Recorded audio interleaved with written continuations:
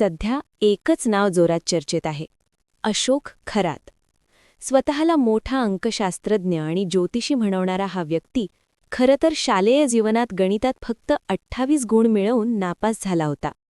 वावी परिसरातील नागरिक आणि त्याच्यासोबत शिकलेल्यांच्या मते खरातला लहानपणी कोंबडी चोर किंवा मोटर चोर म्हणून ओळखले जायचे.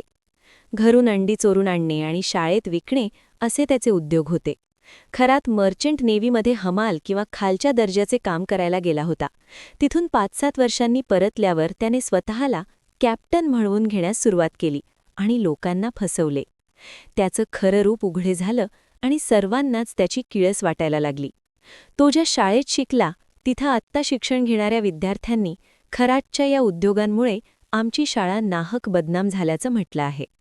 पण सर्वात मोठा प्रश्न, परिसरात कोंबडी चोर म्हणून ओळखल्या जाणाऱ्या व्यक्तीवर मोठे राजकीय नेते आणि अधिकारी कसे काय विश्वास ठेवू शकतात, याबद्दल विद्यार्थ्यांनी आणि तरुणांनी आश्चर्य व्यक्त केले आहे.